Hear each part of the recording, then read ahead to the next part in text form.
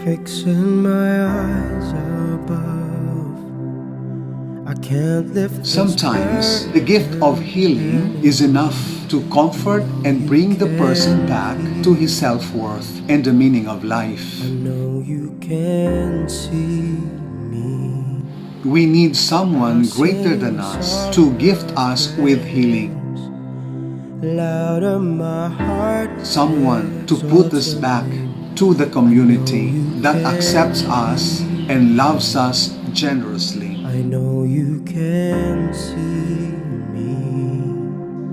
Right. About these days last year, COVID-19 unleashed its frightening plunge into the Filipino world. The following month, a lockdown with health protocols was ordered by the government in airports, in regions, in provinces, and cities. It was unbelievable to have reached this far down here in the southernmost part of the Philippines. Since then, directly or indirectly, COVID-19 pandemic has cost many lives. It has caused a negative downtrend in economy, industrial production, educational institution, and the worst hit of all, the healthcare system of the entire country. The search for cure is real, and the search for COVAC has finally arrived.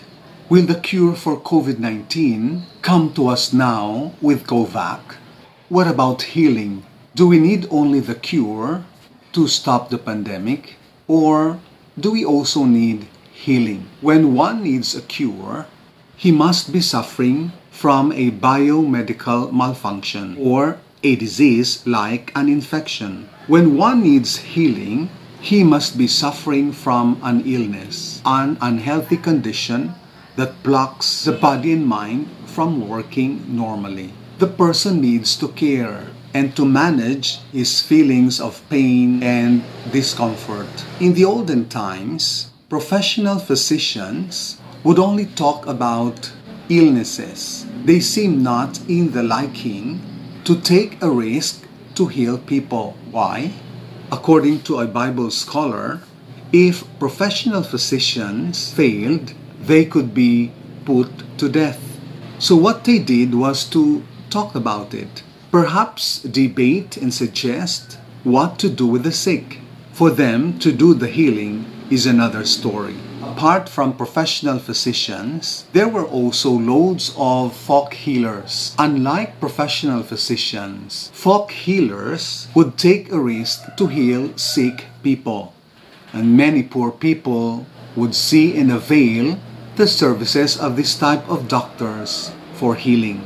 Professional physicians and folk healers must be gifted to attend to the needs of the sick, to cure them and to heal them. Jesus, on the other hand, must be gifted as he cares for the sick and those who need him. I believe that he is far more gifted than the rest of the professional physicians and folk healers of his time. In the Gospel of Mark, we heard of Jesus who cured the sick mother-in-law of Peter. The mother-in-law of Peter had fever. What sort of fever? COVID-19 symptom? We don't know. But what we know is that Jesus took her hand and helped her up.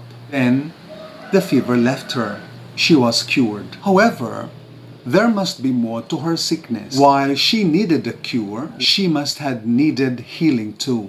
The mother-in-law of Peter must be a widow with no sons. If she had sons, her sons must have been dead, since she now stayed in the house of Peter, her son-in-law. She had no other place to find home except with her son-in-law and her daughter. It must be a struggling experience for both Peter and his mother-in-law to be in one roof. Culturally and socially, this must be a trending issue in their community. I could see how stressful this situation is on the entire household of Peter. A miserable widow with no home to call her own, social status and meaning of life must have vanished. Truly, she needed healing to bring back her self-worth. yet no one came to heal her. Alas, Jesus came to the rescue. Now, being gifted of the cure and healing from Jesus, she found meaning in her life and a rightful place in the community as she served Jesus and his disciples. Jesus also attended to the needs of the sick and those possessed with bad spirits. Life must be miserable for them because of the disease or illness and the loss of meaning in life. They needed Jesus to cure and to heal them. Sometimes, the disease is only a symptom of a deeper need to belong, to be wanted, and to be loved as a person. And the gift of healing is enough to comfort and bring the person back to his self-worth, to his community, to the daily routine and the meaning of life. The story of Job in the first reading is a classic example of a person who has found a gift of healing in God. After being afflicted of the disease that struck him, the tragedy with his entire household, and the evil thoughts of his friends. Before he was restored to his self-worth, to his life and its meaning, and to social relationships, he had regrets of his life. He found life unfair. We cannot heal ourselves totally by putting blame on God. We need someone greater than us to gift us with healing. We need someone to put us back to the community that accepts us who we are and loves us generously. Paul experienced healing like Job as well.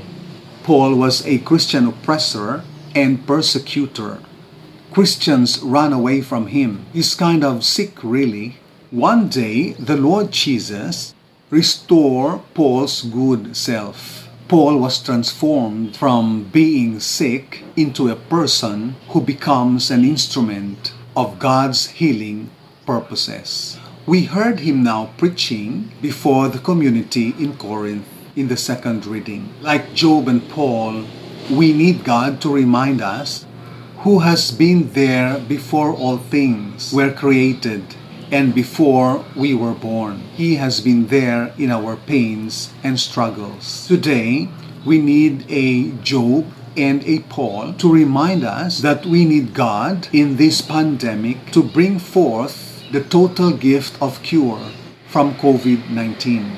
Not only that we need cure from COVID, we need God to restore our healthy relationships mired by tragedies of the pandemic. This Sunday, my dear friends, we truly need to pray for both, for the gift of the cure and for the gift of healing. God bless us. Thank you so much for watching. God bless you more and always. See you again next weekend. Can't lift this burden